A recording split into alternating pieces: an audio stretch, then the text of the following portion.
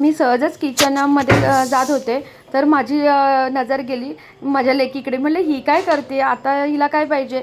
सर्व किचनचा ओटा वगैरे मी रात्रीचा आवरून ठेवला होता आणि म्हटलं एवढ्या रात्रीचं हिला काय पाहिजे होतं. मग माझ्या लक्षात आलं, नाही ती माझ्याकडे खायला मागत होती, पण मी म्हटलं आता नाही, आता नको, आपलं जेवण झालं आहे. पण तिला एवढं खायची लहर आली होती आणि ती बघत डबा घेताना कन्फ्यूज झाली, कारण सर्वांवरती फ्लॉवरची प्रिंट दिसते. नक्की तिला कळत नव्हतं मम्मीने लाडू कशात ठेवले. आणि मग म्हटलं आता आवाज देईल, पण तिने काय मला आवाज दिला नाही. तो डबा घेऊन म्हटलं बापरे, ही तर एवढ्याच्या प्लॅटफॉर्मवरती एवढी आहे आणि व्यवस्थित बंद वगैरे करून ठेवते.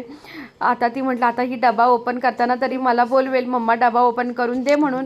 पण पण बघते तर तिने तेव्हा पण आवाज दिला नाही.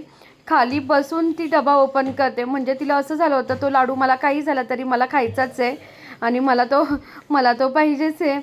शेवटी फायनली तिने अथक प्रयत्न करून लाडूचा डबा ओपन केला आणि खाल्ला पण लाडू. मला आश्चर्य वाटलं, म्हटलं हिच्या पोटात एवढी जागा कशी काय शिल्लक आहे जेवण होऊनसुद्धा. आणि एवढं जर तिने खरंच घर मला आटपायला मदत केली असती ना, तर इतकं घर छान नीट इतकं राहिलं असतं. बघा तिने डब्याचं झाकण बिकन व्यवस्थित लावून ठेवलं की मला असं सांगायची वेळ पण आली नाही, काही वाटलं पण नाही की तो डबा ओपन केला होता म्हणून तिने.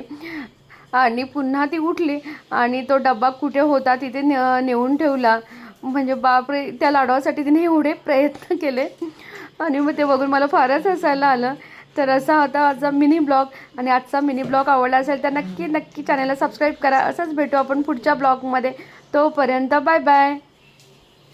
आणि आता ती पुन्हा तसंच उतरते जशी चढली त्या पद्धतीने उतरायचा पण प्रयत्न करते, की जेणेकरून मला कळायलाच नको की तिने तो लाडू खाल्ला म्हणून. पण मी हे सर्व ना माझ्या कॅमेऱ्यामध्ये टिपलं कारण की ह्या मुलांच्या ज्या हे असतात ना, ते बघायला एवढं छान वाटतं ना, फारच मस्त वाटतं. आणि ते बघा ती व्यवस्थित उतरली.